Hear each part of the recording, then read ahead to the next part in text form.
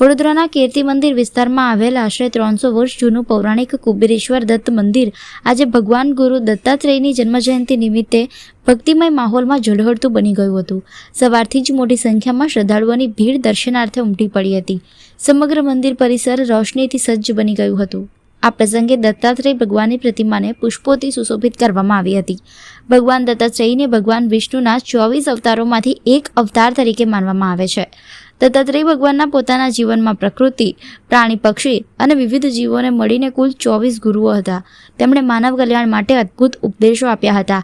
ઋષિ અત્રિ અને અનુસૂયાના ઘરમાં ત્રિદેવોએ દત્ત સ્વરૂપે અવતરણ કર્યું. તે દિવસે જ દત્ત જયંતિ ઉજવાય છે.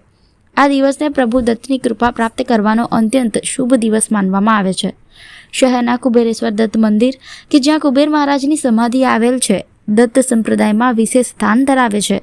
મંદિરમાં વહેલી સવારે અભિષેક, પાદુકા પૂજન, મહાપૂજા, ભજન કીર્તન અને દત્ત બાવનીના પાઠ જેવા ધાર્મિક કાર્યક્રમો યોજાયા હતા. દત્ત જયંતિને લઈને સમગ્ર વડોદરા શહેરના દત્ત મંદિરોમાં પણ વિશેષ પૂજન અર્ચન, ભજન કીર્તન અને ધાર્મિક અનુષ્ઠાનો યોજાયા હતા.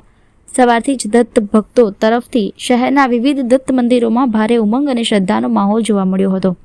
મંદિરના મહારાજે જણાવ્યું કે આજે દત્ત જયંતિનું વિશેષ મહત્વ છે. ભક્તો પ્રભુ દત્તની કૃપા અને જીવનમાં શાંતિ સાધનાની પ્રાપ્તિ માટે વિશેષ પૂજન કરે છે.